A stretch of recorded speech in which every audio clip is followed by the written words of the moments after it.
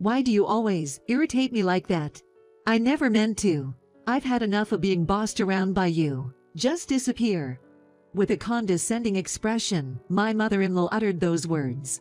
There was no immediate response to this sudden outburst, but I remained calm. I'm fed up with being tied down to this family. Fine, I'll leave, just as you wish. In return, I don't care if you regret it. My stepmother still doesn't know. What will happen to this house if I leave? My name is Ava, 30 years old. I've been married to my husband Oliver for nearly 2 years. We have a great relationship since we were together for a long time before getting married. But that was up until a year ago. That day a year ago, a phone call from my husband changed my life. It was a cold winter day. I don't work at a company. I run an online shop. So I usually stay at home and only go out to search for new products. On that day, even though it was only 3 p.m., I received a call from my husband. "Ava, something terrible happened. My dad, your father, what happened?" Mom called me, saying that my dad collapsed. He's being rushed to the hospital. No way. Your father is being rushed. I'm heading to the hospital too, so please come right away. Here's the address. I wrote down the name of hospital and hurriedly headed to the next prefecture. I took a taxi from the nearest station and rushed to the designated hospital. But it's too late. When I arrived, my father-in-law had already passed away. This can't be. Father-in-law, why? In the hospital room, my husband and mother-in-law were already there. My mother-in-law was crying, covering my stepfather, and my husband gently patted her shoulder. As I stood there stunned, my mother-in-law turned to me and said, "Ava, I need to talk to Oliver. Can you leave us alone?"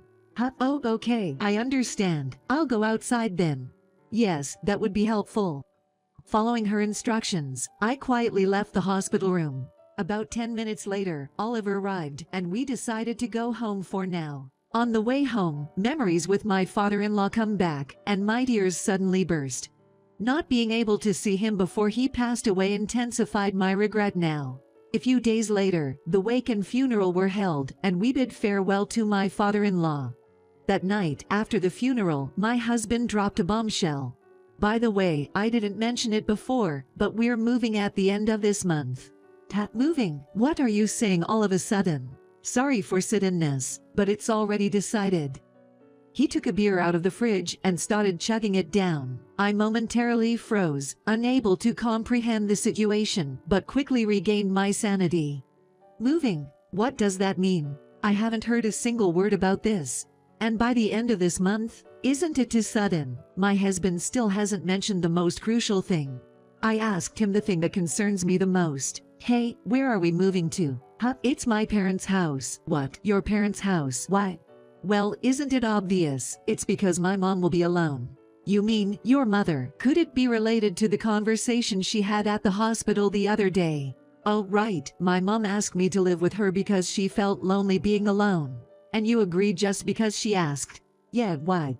I couldn't even sigh anymore at my husband's nonchalant response. Still, I couldn't accept being arbitrarily decided for, so I expressed my feelings. "But why didn't you consult with me even for a moment? I can't just move like that." "Huh? Why would you have a problem? You're a stay-at-home wife." "What are you saying, Oliver? You know that I work from home, right? But that's at home, right? There's no need for a commute, and as long as you have internet access, it doesn't matter where we move." "That's not the point. Anyway, it's already decided. My mom is worried too. Start packing for the end of the month."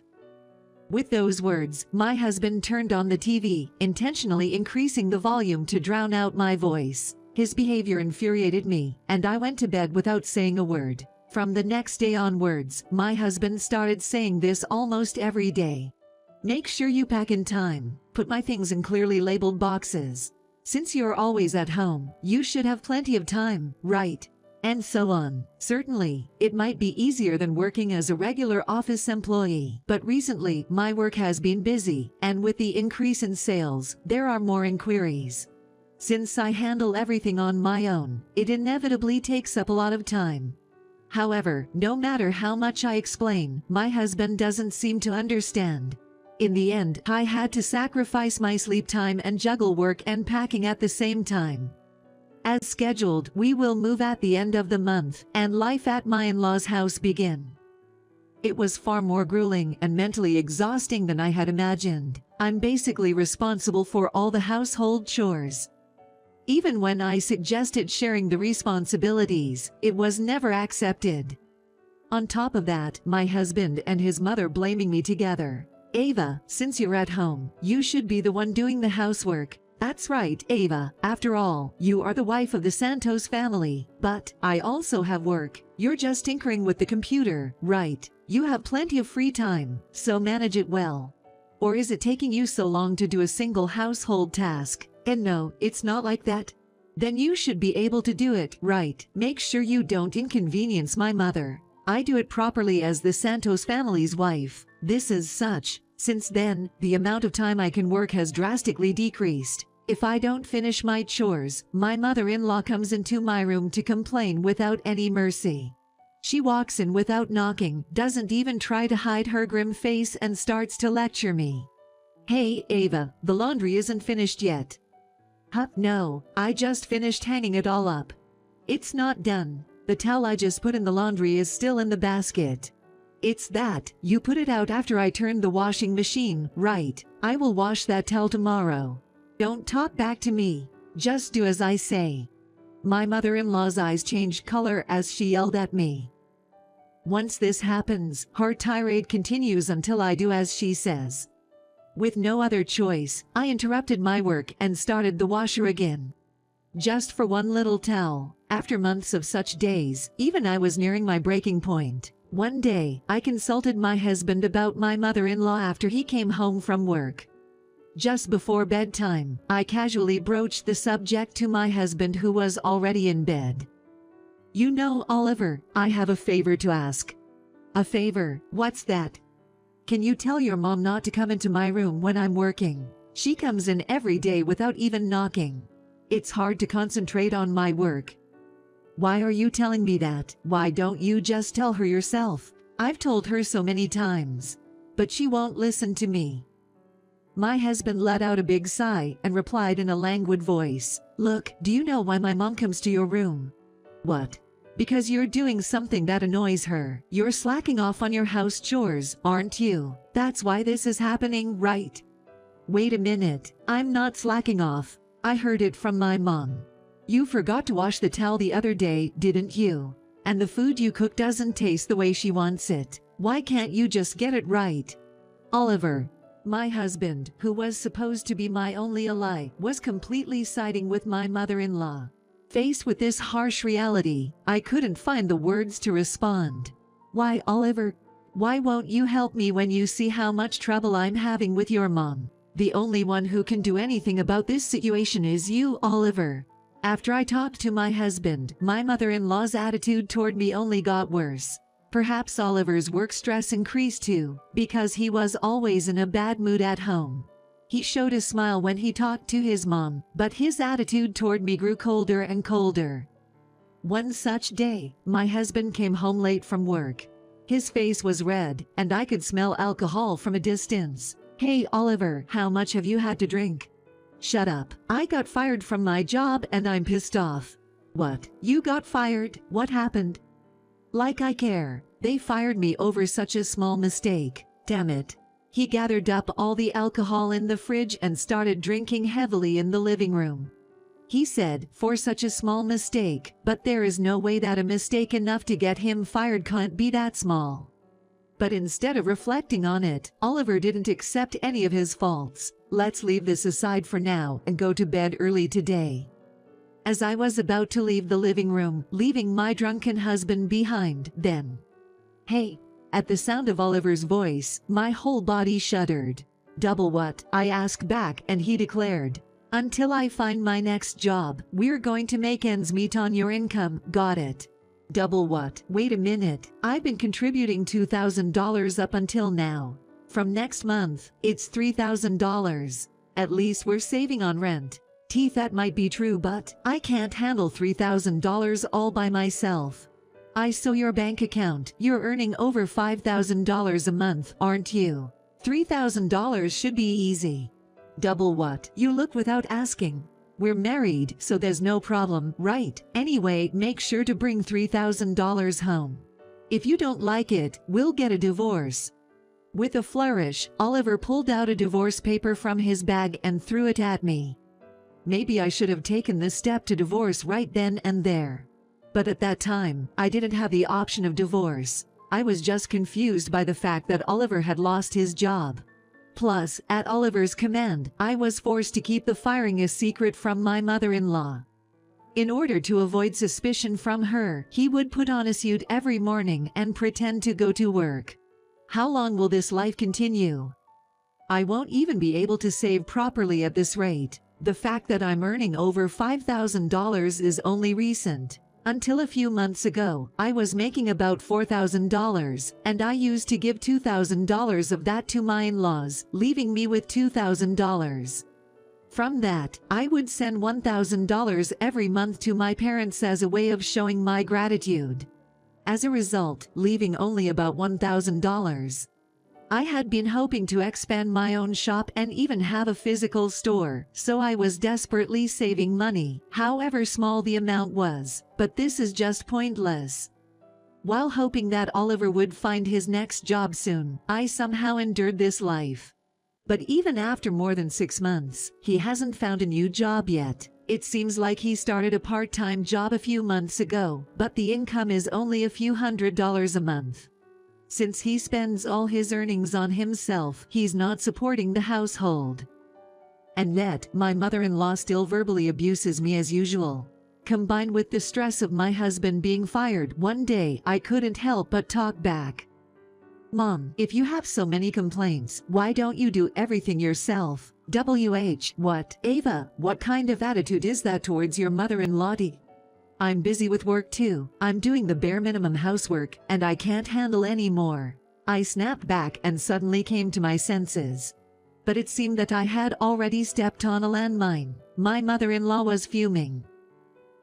Why do you always make me so irritated? I didn't mean to. I've had enough of you being bossy. Just get out. That was when it happened. The anger in me turned to resignation. There's no point in dealing with this anymore. I realized that in an instant. Okay. With that, I started packing my things. My mother-in-law watched the whole scene with satisfaction. Fortunately, a local budget hotel had a vacancy, so I decided to stay there for a few days. During this time, I went to the town hall and submitted the divorce papers that my husband had previously given me. And so, I was finally released from the curse of those two people. After staying at the hotel, I signed a lease for a monthly apartment. During this time, I visited a real estate agency and rented an apartment near a plot of land where I wanted to open a shop in the future. One day, about 2 weeks after I left my in-laws' house, my ex-husband Oliver called me, seemingly at the end of his tether. Right off the bat, he started berating me. "Enough already, you foolish wife. How long are you going to keep wandering around until you're satisfied? What are you on about? It's been 2 weeks since I left the house. My mom said she'll give up and come back after 2 weeks, so I left you alone. Yet, there's no contact from you, no signs of you coming back. Where the hell are you? Why should that matter to you? I have no obligation to tell you where I am. What? Don't mess with me. You may be useless, but you're still my wife. Stop goofing around and come back." He didn't seem to realize that I had already submitted the divorce papers. Suppressing a surge of laughter, I calmly opened my mouth. "Excuse me, but I am single now, you know." "Huh? What are you saying? If you don't believe me, why don't you go to the city hall and check? The divorce papers you gave me earlier have been accepted." "Hey, wait, are you kidding? You submitted the divorce papers, there's no way." Then, it seemed like my mother-in-law was listening to our conversation, and I heard her voice saying, "Let me talk to her." She began speaking to me over the phone in a coaxing tone. "Ava, come back, all right, I'll forgive you if you come now. Forgive me. I'll forgive you for leaving on your own accord, and for all the disrespectful things you said. Just please, come back home." "What are you talking about? I have no regrets. In fact, I feel relieved. I have finally been freed from a mother-in-law who bullies her daughter-in-law and a jobless husband." Jobless husband? Are you talking about Oliver? He's not jobless. He goes to work every day." "He wasn't going. He had been fired and was hiding it from you." Hiding it? Yes, you're the only one who didn't know. After Oliver became jobless, I had been supporting your livelihood for over half a year. If that's the case, please come back. Aren't you worried about us? You're persistent. I've told you, I don't want anything to do with you two anymore. Ava, please calm down. Let's talk this out.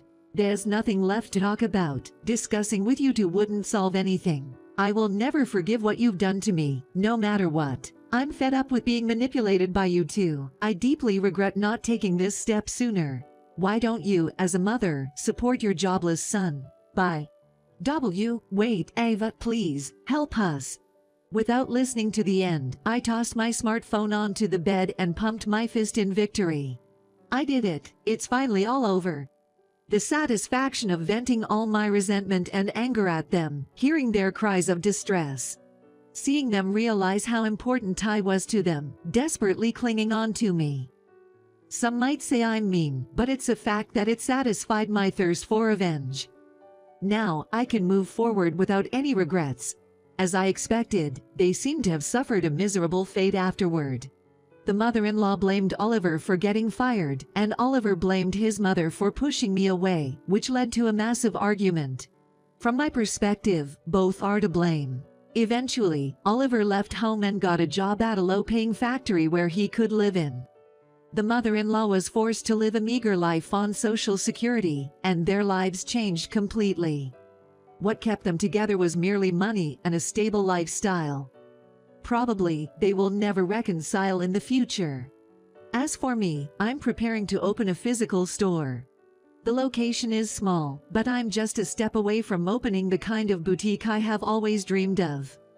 Once things calm down, I will visit my parents back home. I'm all right. I am certainly happy now. I'll keep moving forward, without taking this happiness for granted. That's what I've decided in my heart.